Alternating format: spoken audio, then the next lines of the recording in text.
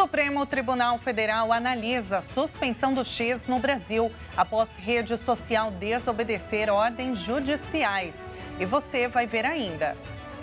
Pelo menos 4 pessoas morrem, 10 ficam feridas após ônibus cair em Ribanceira, na Bahia.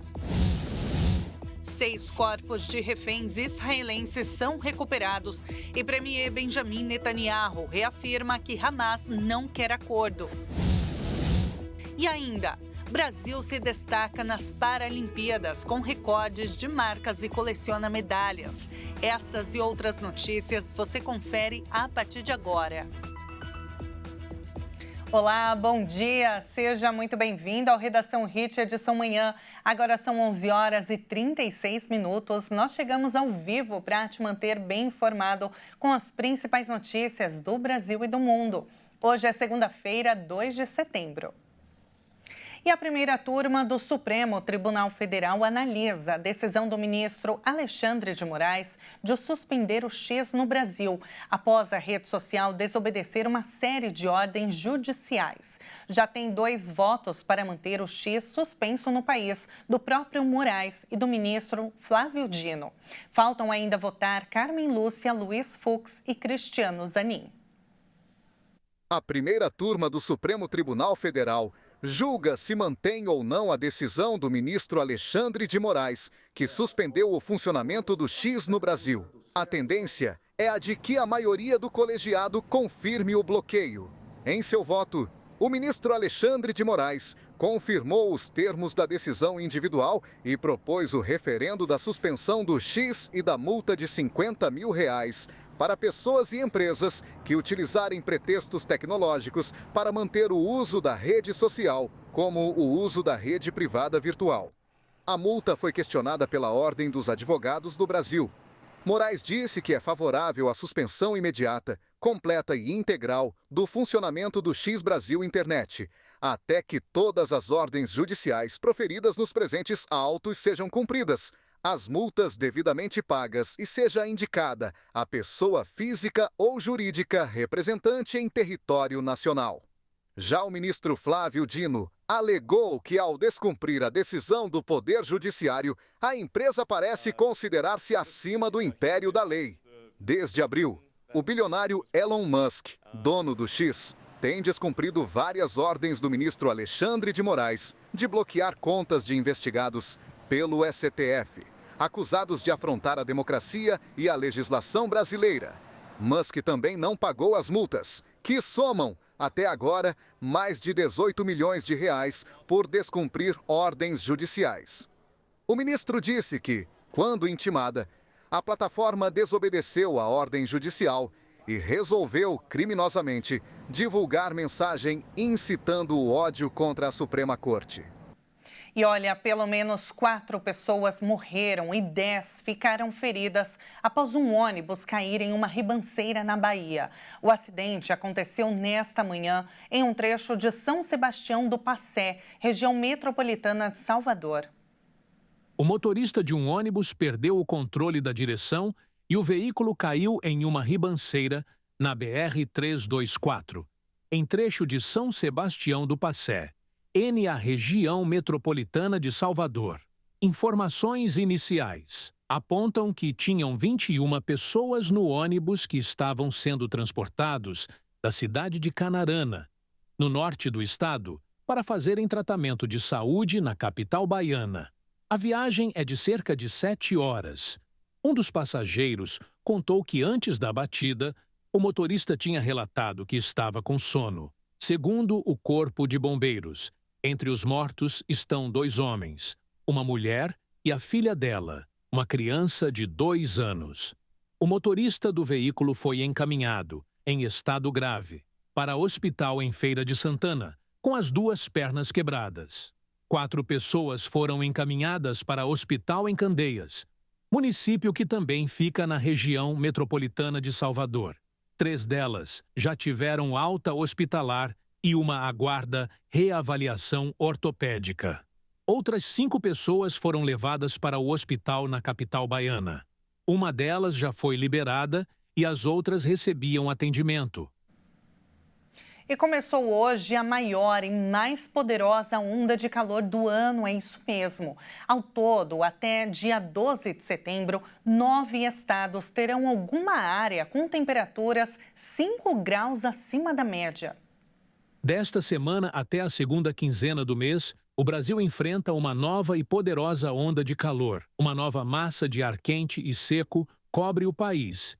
E segundo previsão, meteorologistas, pelo menos 9 estados podem ter alguma área com 5 graus acima da média.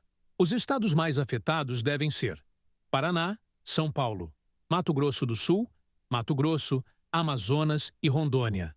Já Espírito Santo, Pará e Minas Gerais devem ter poucas cidades afetadas, apenas no litoral do Rio Grande do Sul, no norte de Minas Gerais, no oeste do Amazonas, no norte do Amapá. E em todos os estados do Nordeste, a temperatura não se altera. Nesta época do ano, esses tipos de fenômenos são comuns em grande parte do Brasil, principalmente em áreas do Brasil Central e no Centro-Oeste.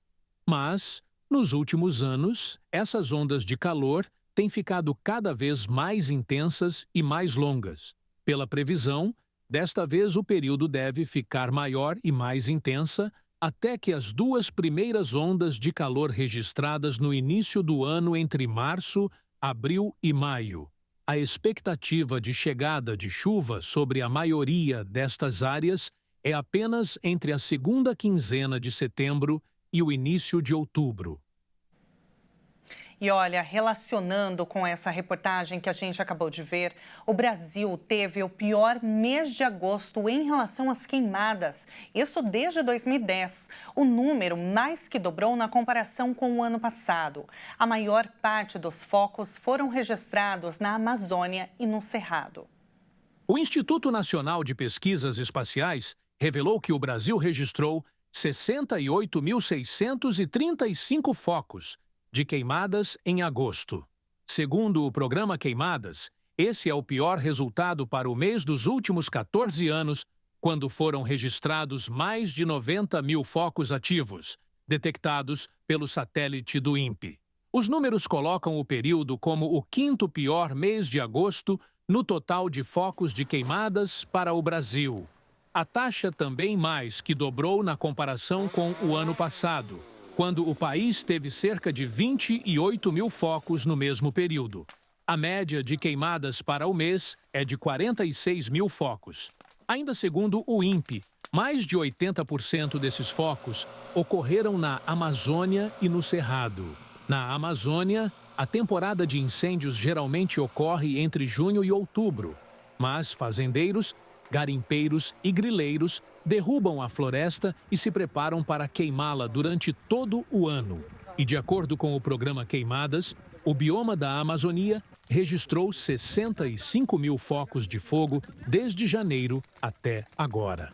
O número representa um aumento de 104% quando comparado com o mesmo período do ano passado, quando eram 32 mil focos. Toda essa fumaça que cobre a floresta está viajando milhares de quilômetros.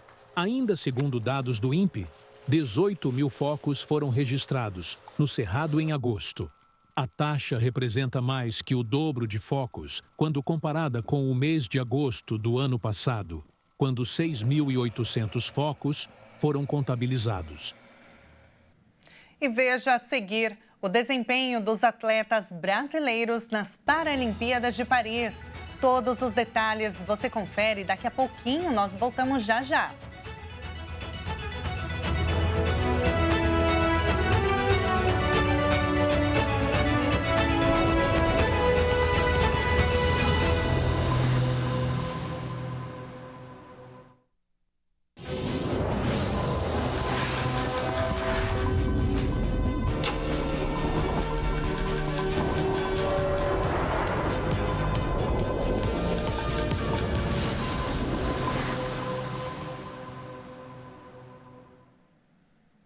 Nós estamos de volta pelo horário de Brasília, agora 11 horas e 46 minutos. Vamos juntos. Agora a gente traz um destaque internacional. Mais 6 corpos de reféns israelenses foram recuperados neste domingo. E o premier Benjamin Netanyahu reafirmou que o Hamas não quer um acordo. O exército israelense anunciou ter recuperado os corpos de 6 reféns capturados pelo Hamas na faixa de Gaza, enquanto o primeiro-ministro Benjamin Netanyahu prometeu acertar contas com o movimento palestino. Em um comunicado, militares explicaram que encontraram os restos mortais dos reféns no sábado em um túnel subterrâneo na zona de Rafah. Eles foram transferidos para Israel, onde foram formalmente identificados. Aqueles que matam reféns não querem um acordo. Estamos lutando em todas as frentes contra um inimigo cruel que quer matar a todos nós. Somente nesta manhã mataram 3 policiais em Hebron. Cerca de 100 reféns permanecem cativos no território palestino sitiado.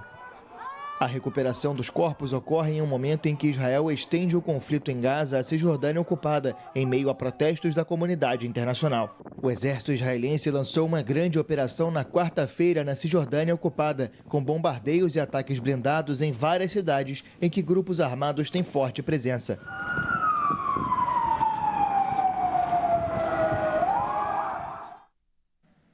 E agora a gente fala sobre o acidente envolvendo a aeronave da Voipaz. O relatório preliminar sobre a queda do avião no início de agosto em Vinhedo, no interior paulista, deve ser divulgado nesta semana. O documento com resposta parcial sobre o que pode ter motivado a tragédia tem de ser emitido em até 30 dias a partir do acidente. A previsão é que o Centro de Investigação e Prevenção de Acidentes Aeronáuticos divulgue o relatório preliminar sobre o acidente aéreo na próxima sexta-feira. O documento precisa ser enviado à Organização Internacional da Aviação Civil em até 1 mês a partir da ocorrência. No relatório, as autoridades fornecem uma resposta parcial sobre o que teria acontecido durante o voo. O documento também serve como um alerta para outros países que utilizam o mesmo modelo da aeronave que caiu. No dia 16 de agosto, o CENIPA já havia atualizado o documento inicial sobre o acidente, afirmando que a tripulação perdeu o controle da aeronave. Mas o texto deixa claro que todas as informações contidas ali poderiam ser alteradas até o relatório final de investigação. As 2 caixas pretas do voo foram recuperadas pelo CENIPA, que conseguiu extrair os dados do voo e a gravação das conversas dentro da cabine do avião. Os equipamentos foram encaminhados ao Laboratório de Leitura e Análise de Dados de Gravadores de Voo em Brasília. Além dos gravadores, os motores do avião foram recuperados para tentar determinar a causa do acidente. Especialistas acreditam que o mau tempo pode ter contribuído para o acúmulo de gelo nas asas. Pilotos que sobrevoaram São Paulo no dia da tragédia confirmaram uma condição atmosférica fora do normal. A aeronave que caiu era um modelo de médio porte com boa reputação de segurança. Por características de projeto, voa a uma altitude inferior à operada pelos grandes jatos, justamente onde ocorre uma maior formação de gelo na atmosfera. E agora a gente muda de assunto porque esta semana começou com ouro, prata, recorde mundial e medalha inédita para o Brasil nas Paralimpíadas de Paris. No atletismo, Claudinei Batista conquistou o tricampeonato paralímpico no lançamento de disco e faturou ouro com direito a novo recorde paralímpico com a marca de 46,86 metros. A paulista Beth Gomes conquistou a medalha de prata no arremesso de peso. Na disputa, ela bateu o recorde mundial da classe ao arremessar o peso em 7,82 metros, superando até mesmo seu próprio recorde, feito também em Paris no Mundial de 2023.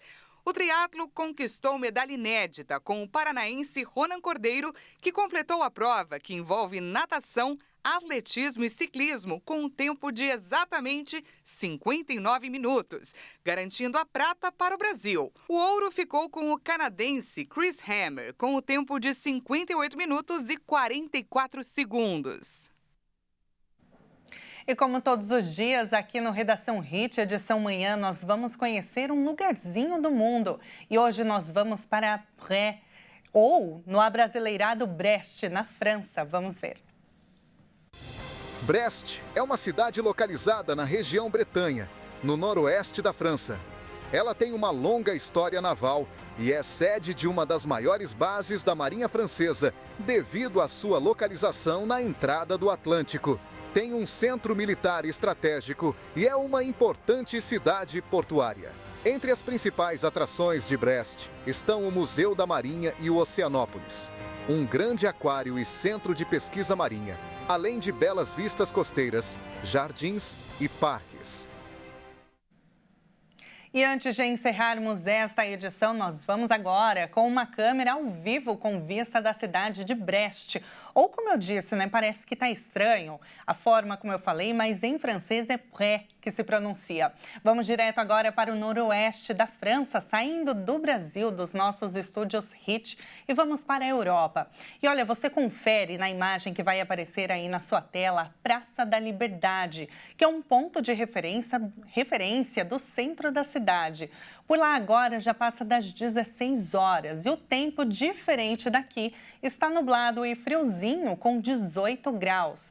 No centro da praça há um monumento dedicado aos franceses que honraram seu país com uma estátua que simboliza a liberdade. Com essa vista, encerramos esta edição. Muito obrigada pela sua companhia. Uma excelente semana para você e a gente se encontra ao longo da programação. Tchau, tchau.